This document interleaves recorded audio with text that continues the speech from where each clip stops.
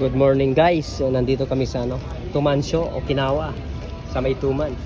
Napansin ko lang guys, pati yung Bignay dito ang mahal. Tingnan yung Bignay. Ganyan lang karami. Pero 316 na. Oh? Papapilip ka talaga dito.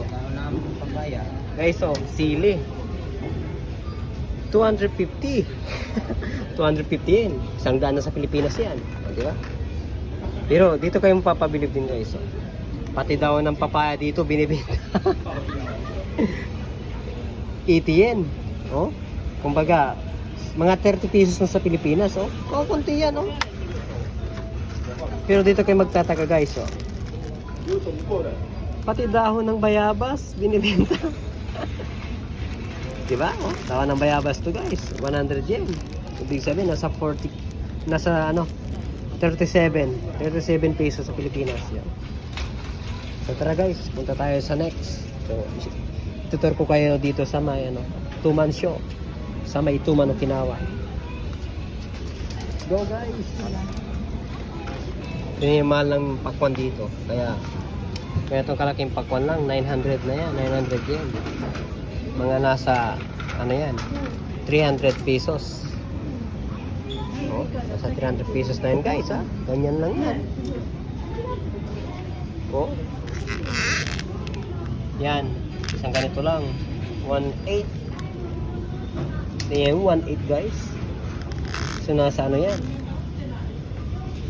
nasa 500 plus, mga 600. Yan, diba, 1.8. So tara sa next stop, bayabas guys. Ito yung kinukuha ko mga bayabas. Oh. Dalang piraso 300 yan. Dalang piraso 300 yan.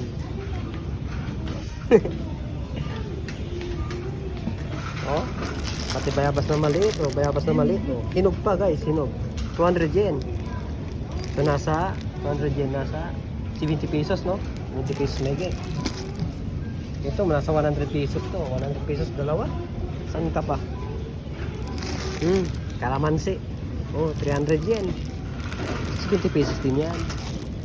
Tayo dito guys. Dami guys. Oh. Papaya. Hindi. Bansot na papaya na to eh. Bansot na papaya na sa atin to guys. Oh. Kumbaga, pinapakain na lang sa baboy. Pero tingnan yung presyo niya, 550. Diba?